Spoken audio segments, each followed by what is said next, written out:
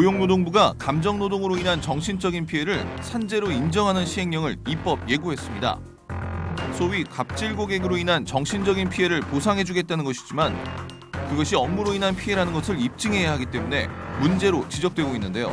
산재에 관한 법률 개정안 논란, 하나님의 법, 세상의 법에서 알아봅니다. 하나님의 법, 세상의 법, 이재만 변호사님 나오셨습니다. 변호사님 안녕하십니까? 네, 안녕하세요.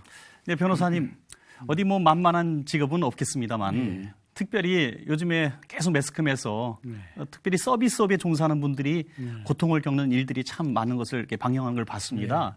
그런데 이런 정신적 피해들을 우리가 산업재해 보상으로 이렇게 규정하는 고용노동부의 그런 발표가 있었다고 들었는데요.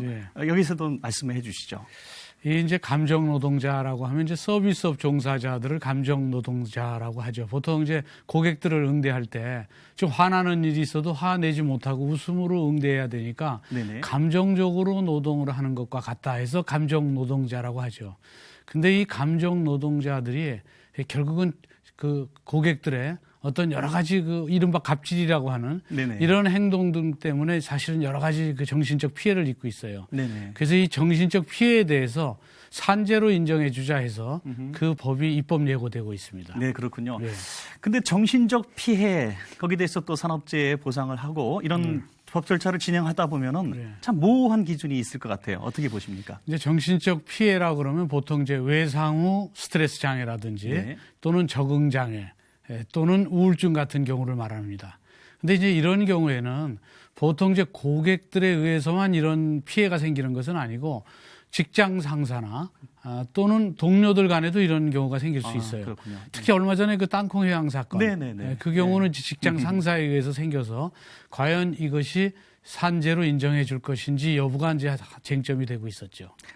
네, 그렇다면은 이렇게 산재로 인정받을 수 있는 그런 어떤 사례들 그리고 또 그런 직업들이 무엇인지 좀 구체적으로 말씀해 주시죠. 감정 노동자들은 모든 서비스업 종사자들이 대부분 다 해당된다고 보면 그렇군요. 됩니다. 네. 그런데 이제 구체적으로 정말 그 감정 노동에 의해서 정신적 피해를 많이 받는 그런 직군들, 이런 직군들은 보통 텔레마케터나 심지어는 경찰관, 호텔 관리자, 그리고 뭐 택시기사, 또 대리운전 기사 이런 경우도 대표적인 감정 노동자라고 볼 수 있는 것이죠. 그러니까 사람과 사람을 이렇게 대하는 사람들이 대부분 여기에 해당되겠군요. 그렇습니다. 그러니까 거의 모든 직업군에 해당된다고 보겠습니다. 그렇습니다. 네.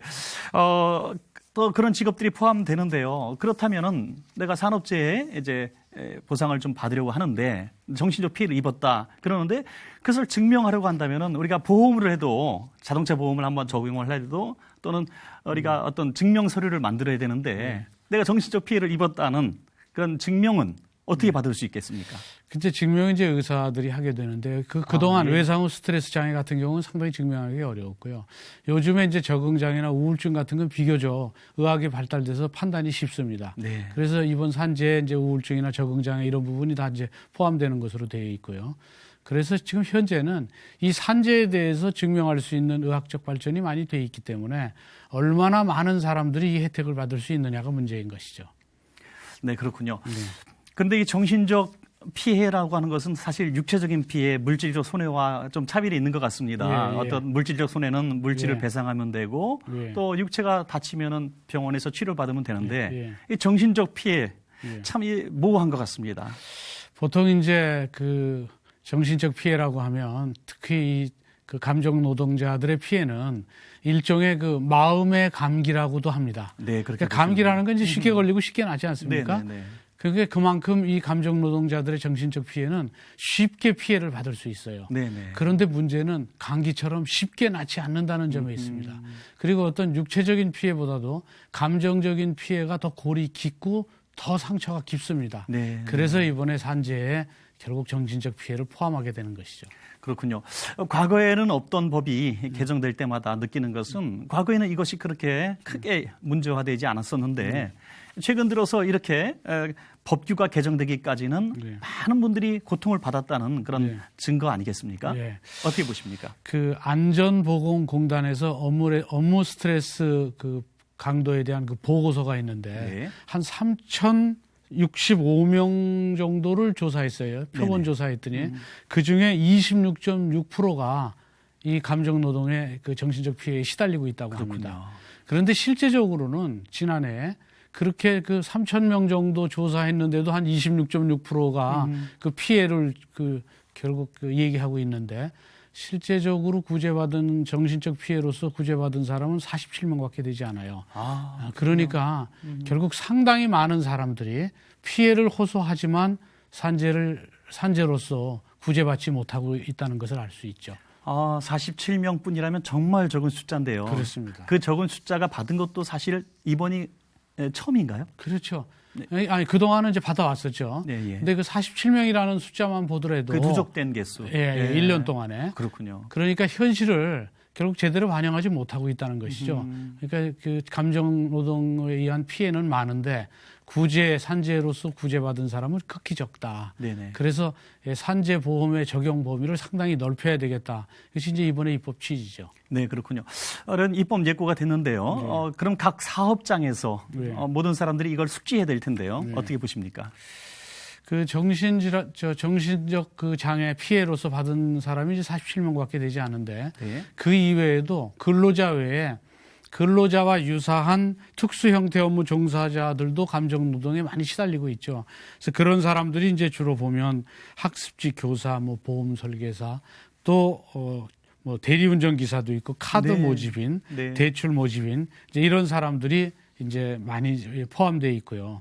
그리고 이번에 이제 산재의 경우에는 특히 산재보험료는 사업자와 또는 그 감정 노동자가 반반씩 이제 부담하게 되니까 그렇군요. 특히 기업주들, 사업체들은 준비를 미리 대비를 해야 되겠죠. 그리고 이 산재보험 적용 제외 신청을 당사자로 하여금 강요하는 경우가 있기 때문에 본인 확인 절차를 지금은 강화되고 있습니다. 그래서 회사에서도 본인한테 이 감정노동의 피해를 본인 잘못으로 떠넘기지 말고 회사 차원에서도 이 부분에 대해서 관심을 가지고 산재 처리를 할 수 있도록 그렇게 관심을 기울여야 되겠죠. 네. 변호사님, 또 한간에서는요, 이렇게 피해자들이 속출할 때마다 이렇게 법 개정하면서 피해자 보상하는 이런 안들을, 이런 것들만 만들지 말고 아주 근본적으로 가해자들을 색출해서 가해자들을 처벌하자. 이런 얘기들이 있는데 변호사님 어떻게 보십니까? 물론 이제 가해자들을 처벌하는 것도 한 방법이기는 합니다. 근데 가해자를 처벌하는 것이 능사가 아닌 그 사례는 이번에도 이제 백화점에서 직원 무릎 꿇린 일이 있었어요. 근데 무릎 꿇린 그렇게 한 경위가 직원이 먼저 주먹질을 했다는 겁니다. 그리고 섀도우 복싱 하듯이 주먹질을 한 것을 또 인정했어요.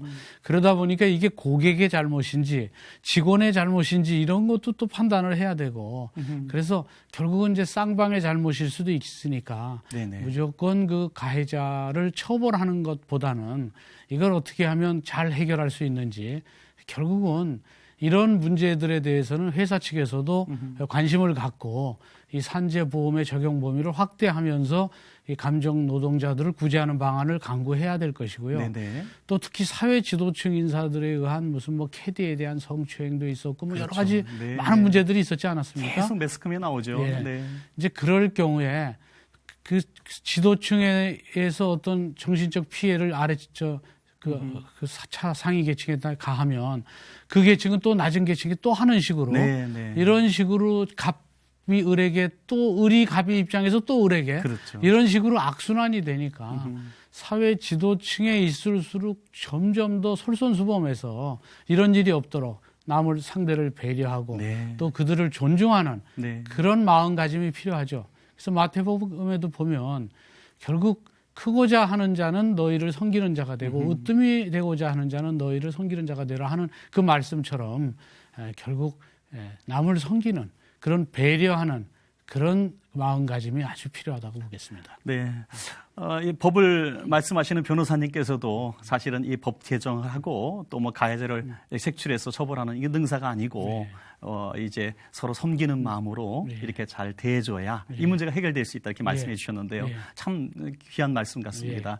오늘 좋은 말씀 감사드립니다. 고맙습니다. 감사합니다.